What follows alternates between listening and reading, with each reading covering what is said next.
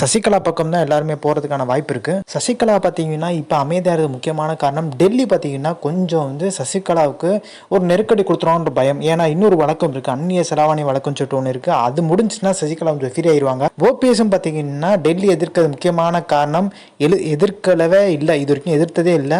ஒரு டிடி தினகரன் முன்னாடி எதிர்த்தாரு 2017 அந்த காலகட்டத்தில்.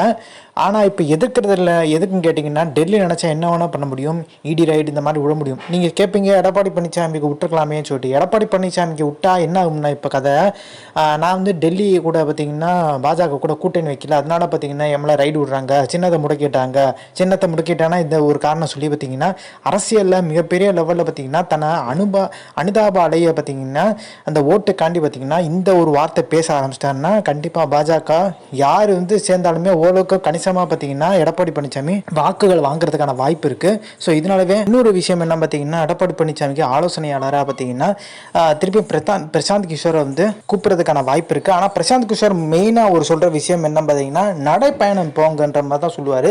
ஏன்னா இதுக்கு முன்னாடி பார்த்தீங்கன்னா ஜெகன்மோகன் ரெட்டிக்கு அப்படி தான் சொல்லியிருக்காரு. ஸோ அவங்கெல்லாம் போய் தான் மிகப்பெரிய லெவலில் பார்த்தீங்கன்னா ஆட்சியை பிடிச்சாங்க. எடப்பாடி பழனிசாமியால் பார்த்தீங்கன்னா பெரிய லெவலில் நடக்க முடியாத சூழ்நிலை, எல்லாருக்குமே வயசாயிருச்சு. சசிகலா சுற்றுப்பயணம் பார்த்தீங்கன்னா தொடர்ந்து போயிட்டு இருந்தாங்க. ஸோ இப்போ வந்து பார்த்தீங்கன்னா அமைதியாக முக்கியமான காரணம் டெல்லி வந்து பார்த்தீங்கன்னா பேச்சுவார்த்தை நடத்திருக்காங்க. எடப்பாடி பழனிசாமி சைடில் இருந்து டெல்லி சைடில் இருந்து பேச்சுவார்த்தை நடந்திருக்கதா சொல்கிறாங்க. மைத்ரேயன் போய் வந்து எடப்பாடி பழனிசாமியோட ஆதரவாளராக வந்து டெல்லியில் போய் சந்தித்து பேசினதாக சொல்கிறாங்க. டெல்லி பிரதிநிதியில் பாஜகவில் முக்கியமான புள்ளிகள் இருப்பாங்கல்ல, பேசினார். என்ன சொல்லியிருக்காருன்னா பாஜகவோட நாங்கள் கூட்டணி வைக்க மாட்டோம், உங்களுக்கும் எங்களுக்கும் எந்த ஒரு சண்டையும் கிடையாது, நீங்கள் சின்னமும் எங்கிட்ட தந்துடுங்க, நாங்கள் பெரிய லெவலில் உங்கள் எதிர்க்க மாட்டோம்ன்ற மாதிரி சமரசம் பேச போயிருக்காரு. பட் வந்து பார்த்திங்கன்னா பாஜக அமைதியை கேட்டுட்டு அதனால தான் பார்த்திங்கன்னா இன்னும் வந்து பெரிய லெவலில் வந்து எடப்பாடி பழனிசாமி நடவடிக்கை எடுக்கல. இன்னும் எடப்பாடி பழனிசாமி மோடியை பற்றி எல்லாம் பெரிய லெவலில் பேசவே இல்லை. குறிப்பிட்டு பார்த்தீங்கன்னா ஏதாச்சும் பெரிய லெவலில் வந்து பேசுகிறதா இருந்தாலுமே பார்த்தீங்கன்னா ரெண்டு வகையில் பேசுவார். ஒன்று வந்து எதிர்த்து பேசுகிற மாதிரி பேசுவார், இன்னொன்று பார்த்தீங்கன்னா ஆதரவாக பேசுகிற மாதிரி பேசுவார். ஸோ அம்பேத்கர் பற்றி பார்த்தீங்கன்னா அமித்ஷா சொன்ன கருத்து தப்பு தான், ஆனால் மனுஷன் வந்து பார்த்தீங்கன்னா நார்மலாக வந்து தப்பு பண்ணுறது இயல்பு அப்படின்ற மாதிரி சொல்லிட்டார். ஸோ இங்கிட்டும் இல்லாமல் அங்கிட்டும் இல்லாமல் ஸோ விமர்சனம் பண்ணிவிட்டு அப்படியே பார்த்தீங்கன்னா ஆதரவு கொடுக்குற மாதிரி பார்த்தீங்கன்னா ஒரு கையை நீட்டினா இன்னொரு கையும் பார்த்தீங்கன்னா கை கொடுத்துருவார். ஸோ அந்த மாதிரி தான் பார்த்தீங்கன்னா இப்போதைக்கு அரசியல் பார்த்தீங்கன்னா எடப்பாடி பழனிசாமி பண்ணிட்டு இருக்காரு. ஆனால் இப்போ டிடி தினகரன் பார்த்தீங்கன்னா போயிருந்தார் ஒரு காட்டேஜ், அதாவது டெல்லி பிரதிநிதிகள் இருக்க ஒரு காட்டேஜ் முக்கியமான இடத்துல வந்து போயிருந்தார் டெல்லி பக்கம். ஆனால் இல்லைன்னு சொல்லுவார். பட் பாஜகவில் முக்கியமான நபர்கள் பேசி ஒரு முக்கியமான முடிவு எடுத்திருக்கதா சொல்கிறாங்க. டிடி தினகரன் கையில் அதிமுக வருமான்ற மாதிரி எல்லாருமே பேச தொடங்கிட்டாங்க. டிடி தினகரன்ட்ட அமமுக இருக்கலாம், அதிமுக எப்படி வரும்னு கேட்டிங்கன்னா தூக்கி இரட்டை இலை சின்னம் வந்து டிடி தினகரன்ட்ட தர மாட்டாங்க. டிடி தினகரன்ட்ட எப்படி அதிமுக வர்றதுக்கான வாய்ப்பு இருக்குன்னா இரட்டை இலை முடக்கிட்டாங்க ஒருவேளை அப்படின்னா அதிமுக தொண்டர்கள் என்ன நினைப்பாங்கன்னா இரட்டை இலை இப்போ இல்லை, அப்போ திமுக வந்து திராவிட கட்சி, அப்போ அம்மா கட்சி இன்னும் வேற என்ன இருக்குன்னு பார்த்தீங்கன்னா அமமுக. ஸோ அமமுகவுக்கு ஓட்டு போட்டோம்னு சொல்லிட்டு அமமுக வளர்த்து விட்ருவாங்க. அதிமுக பார்த்தீங்கன்னா முடங்குற வரைக்கும் பார்த்தீங்கன்னா மிகப்பெரிய சிக்கலாயிரும். அப்புறம் அதிமுக படிப்படியாக பார்த்தீங்கன்னா காணாமல் போகிறதுக்கும் வாய்ப்பு இருக்குது. இல்லைன்னா இரட்டை இலை பார்த்தீங்கன்னா சசிகலா ஓபிஎஸ்ட்ட கிடைச்சாலுமே பார்த்தீங்கன்னா எடப்பாடி பழனிசாமி அட்ஜஸ்ட் பண்ணிட்டு ஒரு போகிற சூழ்நிலை உருவாயிரும்.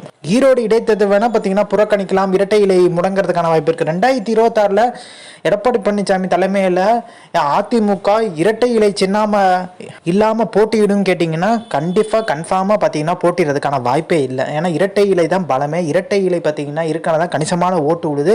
எம்ஜிஆர் ஜெயலலிதாக்காண்டி தான் பார்த்தீங்கன்னா இவ்வளோ பெரிய வாக்கு வங்கியே இருக்குது.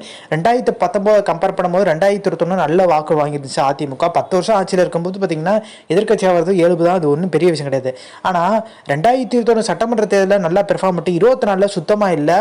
ஸோ கேட்டால் பார்த்தீங்கன்னா எடப்பாடி பழனிசாமி அன்னைக்கோட இன்னைக்கு 1% கூட தான் வாங்கியிருக்கோன்ற மாதிரி சொல்லுவார். ஆனால் அன்னைக்கு 2019 20 இடங்கள் போட்டிட்டாங்க, இப்போ 32 இடங்கள் மேலே போட்டிட்டு இருக்காங்க. அப்போ வித்தியாசங்கள் இருக்கு. ஸோ இதில் பார்த்தீங்கன்னா பாஜக கணிசமாக பார்த்தீங்கன்னா வாக்கு வங்கி உயர்ந்திருக்கு. ஸோ இதனாலவே பார்த்தீங்கன்னா எடப்பாடி பழனிசாமி இப்போ மிகப்பெரிய ஒரு சங்கடத்தை வந்து ஃபேஸ் பண்ணிட்டு இருக்காரு. தொடர்ந்து பார்த்தீங்கன்னா கட்சி வந்து மோசமாக விட்டுருக்கின்ற மாதிரி சொல்லிட்டு இருக்காங்க. ஸோ நம்மளுக்கு தெரியும் கொங்கு மண்டலத்தில் பார்த்தீங்கன்னா எடப்பாடி பழனிசாமி தலைமையில் 4-5 முன்னாள் அமைச்சர் இருக்காங்க. நம்மளுக்கு தெரியும் செங்கோட்டையன், தங்கமணி, வேலுமணின்னு சொல்லிட்டு பவர்ஃபுல்லான முன்னாள் அமைச்சர் அமைச்சர் கூட தென் மாவட்டங்களை இடைத்தேர்தல் வந்தால் புறக்கணிக்கலாம், இது கொங்கு மண்டலம் தானே, நீங்க எதுக்கு புறக்கணிக்க பாக்குறீங்கன்ற மாதிரி வேலுமணி தங்கமணி எல்லாம் கேட்க, ஏன்னா வந்து எடப்பாடி பழனிசாமி தலைமையில தொடர்ந்து தோல்வி, இதுவும் தோல்வி ஆச்சுன்னா பாத்தீங்கன்னா எடப்பாடி பழனிசாமி சிக்கலாயிரும் சொல்றதுக்காண்டி தான் விக்கிரவாண்டி இடைத்தேர்தலே புறக்கணிச்சார். அப்ப கூட பார்த்தீங்கன்னா அண்ணாமலை கேட்ட கேள்வி என்ன பார்த்தீங்கன்னா, ஆளுங்கட்சியோட ஒரு அராஜக போக்குவரத்துக்கான அந்த வந்து புறக்கணிக்கிறன்ற மாதிரி வந்து எடப்பாடி பழனிசாமி சொன்னதுக்கு அண்ணாமலை சொன்ன விஷயம். ஸோ 2026 பொது தேர்தலை ஃபேஸ் பண்ணும்போது கூட ஆளுங்கட்சியாக தான் முன்னாடி அவங்க தான் இருப்பாங்க, அப்போ அந்த தேர்தலையும் புறக்கணிச்சிருவீங்களான்ற மாதிரி கேட்டிருந்தார் நறுக்குன்னு.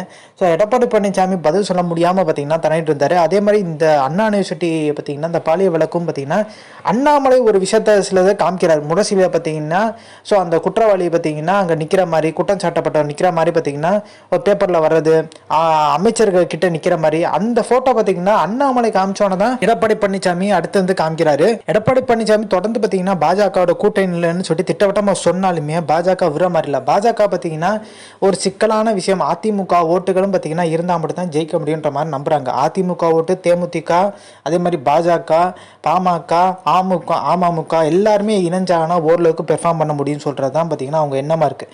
ஸோ நீங்கள் கேட்பீங்க, அதிமுக பார்த்தீங்கன்னா பாஜக விட்டு வந்ததுக்கு முக்கியமான காரணம் சிறுபான்மை ஓட்டு கிடைக்கும்னு சொல்லிட்டு. சிறுபான்மை ஓட்டு இப்படி கிடைக்கும்னா பாஜக மோடி பேர் சொல்லி எதிர்த்தா மட்டும் தான் சிறுபான்மை ஓட்டு கிடைக்கும். திமுக ஆட்சியில் அமைஞ்சிருக்காங்க, சிறுபான்மை ஓட்டுனால தான் பார்த்தீங்கன்னா மிகப்பெரிய லெவலில் பார்த்தீங்கன்னா வாக்கு வங்கி கொஞ்சம் வச்சிருக்காங்க. அதே மாதிரி வந்து ஓபிஎஸ்ஐ நீக்கிறதுக்கு மிகப்பெரிய லெவலில் வந்து காரணம் இந்த பதவி போட்டி, இந்த அதிகார போட்டி. ஸோ இதுதான் கட்சியில் யார் அதிகாரத்தை கைப்பற்றுன்னு சொல்லிட்டு நான் அதை கூட ஓபிஎஸ் வித்து கொடுத்துட்றேன் அப்படின்ற மாதிரி சொல்லிட்டாங்க.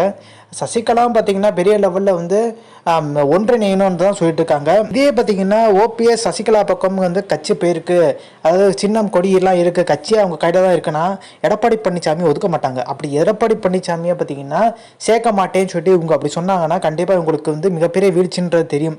ஸோ எடப்பாடியோட காம்ப்ரமைஸாக போதான் பார்ப்பாங்க. ஏன்னா வந்து தப்பி தவறியோ பார்த்தீங்கன்னா அவர் 4 வருஷம் முதலமைச்சர் இருந்துட்டார், மிகப்பெரிய ஒரு செல்வாக்காக உயர்ந்துட்டார். ஸோ கொங்கு மண்டலம் சரி எடப்பாடி பழனிசாமி 2017 முன்னாடி யாருக்குமே தெரியாது, ஆனால் இன்றைக்கி பட்டி தொட்டியெல்லாம் தெரியும். அவரும் ஒரு முன்னாள் முதலமைச்சராக இருந்துட்டார்.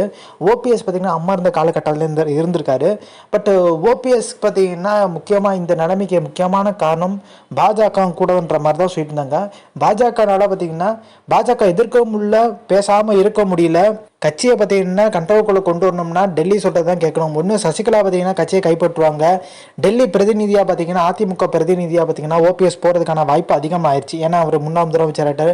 அடுத்த கட்டத்துக்கு பார்த்தீங்கன்னா ஏதாச்சும் வந்து மத்திய அமைச்சர் ஆக்குறதுக்கான வாய்ப்பு தான் இருக்குன்றாங்க இதாக சொல்கிறாங்க கட்சி வட்டாரத்தில். அப்படி ஒருவேளை பார்த்தீங்கன்னா பாஜக கூட்டணி வச்சு ஓபிஎஸ் ஆறுறதுக்கான வாய்ப்பு இருக்கான்னு கேட்டிங்கன்னா அதிகப்படியான வாய்ப்பு இருக்குது. ஸோ ராஜ்யசபா சீட்டு கொடுத்து பார்த்தீங்கன்னா மத்திய அமைச்சர் ஆகிறதுக்கும் வாய்ப்பு இருக்குது. ஒருவேளை பாஜக அதிமுக கூட்டணி அமைஞ்சா, ஏன்னா அவர் டெல்லி எதுக்கு அனுப்புறாங்கன்னா அவர் ஸ்டேட்டில் வந்து பார்த்தீங்கன்னா எடப்பாடி பழனிசாமிக்கு குடைச்சல் கொடுக்கக்கூடாதுன்னு சொல்கிறதுக்காண்டி எடப்பாடியே பார்த்தீங்கன்னா அனுப்பிச்சு விட்டாலும் ஒன்றும் பெரிய லெவலில் ஆச்சரியம் இல்லை. ஸோ இதே மாதிரி நடந்திருக்கு. வைத்தியலிங்கம் பார்த்தீங்கன்னா டெல்டா பகுதியில் பார்த்தீங்கன்னா தன்னோட ஆதிக்கம், அதாவது ஆட்சியில் இருக்கும் அதிமுக ஆட்சியில் இருக்கும்போது பார்த்தீங்கன்னா செலுத்திட்டு வந்தார். அப்போ அவரோட ஆதிக்கம் செலுத்திட்டு வரும்போது பார்த்தீங்கன்னா டெல்டா பகுதியை நம்ம கண்ட்ரோல் கொண்டு வரணும்னு சொல்லிட்டு எடப்பாடி பழனிசாமி என்ன பண்ணார், ராஜ்யசபா சீட்டு கொடுத்து பார்த்தீங்கன்னா டெல்லிக்கு வைத்தியலிங்கத்தை அனுப்பிச்சு வச்சலாம்ன்ற ஒரு எண்ணத்தில் இருந்தார். பட் எடப்பாடி பழனிசாமி பேச்சை வந்து வைத்தியலிங்கம் கேட்கல. ஏன்னா அவர் தெரிஞ்சிருச்சு நம்மளை ஸ்டேட்லேருந்து விரட்டி டெல்லிக்கு அனுப்பிச்சு விட்டு இந்த டெல்டா பகுதியில் பார்த்தீங்கன்னா வேலுமணி நுழைய பார்க்குறாரு. ஸோ இதான் மொதல் குற்றச்சாட்டு. வேலுமணிக்கும் வைத்தியலிங்கம் அங்கே தான் ஸ்டார்ட் ஆகுது. அது டெல்டா பகுதியில் இருக்க நிர்வாகிகள்லாம் வேலுமணி நியமிக்கிற ஒரு சூழ்நிலை உருவாச்சு. இதனால சண்டை ஆகி எடப்பாடி பழனிசாமி கிட்ட போகும்போது தான் தெரியுது எல்லாருமே பார்த்தீங்கன்னா அங்கேருந்து அனுப்பிச்சிட்டு ராஜ்யசபா சீட்டுக்கு அனுப்பிச்சா ஸ்டேட், அதாவது அந்த மாவட்ட டெல்டா பகுதியை கண்ட்ரோலுக்குள்ளே கொண்டு வந்துடலாம்ன்ற எண்ணத்தில் இருந்திருக்காங்க. ஆனால் அதுக்கு பார்த்தீங்கன்னா வைத்தியலிங்கம் ஒத்துக்கவே இல்லை, டெல்லிக்கு போல அப்படியே இருந்துட்டாரு. இப்போ எடப்பாடி பழனிசாமிக்கு டெல்டா பகுதியிலும் சரி தென் மாவட்டம் பெரிய லெவலில் செல்வாக்கு, கொங்கு மண்டலத்தில் செல்வாக்கு இருக்கு. ஸோ அந்த கொங்கு மண்டலத்தை வச்சு ஒன்றுமே பண்ண முடியாது. கொங்கு மண்டலம் வட மாவட்டம் ஜெயிச்சா ஆட்சி பிடிச்சிட முடியுன்ற மாதிரி நினச்சிட்டு இருந்தார். பட் அதெல்லாம் சாத்தியமே இல்லை. ஏன் பார்த்தீங்கன்னா ஃபுல்லாக ஜெயிக்க முடியுமா? டெல்டா பகுதியில் பார்த்தீங்கன்னா ஓரளவுக்கு வந்து அதிமுகவில் சசிகலா டிடி தினங்கள்லாம் ஸ்ட்ராங்காக இருக்காங்க, ஓபிஎஸ்லாம் தென் மாவட்டம் அப்படி தான். ஆனால் கொங்கு மண்டலத்தில் பார்த்தீங்கன்னா இப்போ செந்தில் பாலாஜி வந்து திமுகவில் இருக்காங்க, அங்கேயே பார்த்தீங்கன்னா மிகப்பெரிய லெவலில் சரிவை நோக்கி தான் போயிட்டுருக்கு. ஈரோடு இடைத்தேர்தலாக இருந்தாலும் இப்போ வந்து நாடாளுமன்ற தேர்தலாக இருந்தாலும் மிகப்பெரிய தோல்வி பார்த்தீங்கன்னா கொங்கு மண்டலத்தில் ஏற்பட்டிருக்கு. கிட்டத்தட்ட பார்த்தீங்கன்னா வரலாற்றில் அதிமுக வரலாற்றில் இல்லாத தோல்வின்னு தான் சொல்கிறாங்க. ஸோ இந்த information like share, thanks for வாட்சிங் திஸ் வீடியோ.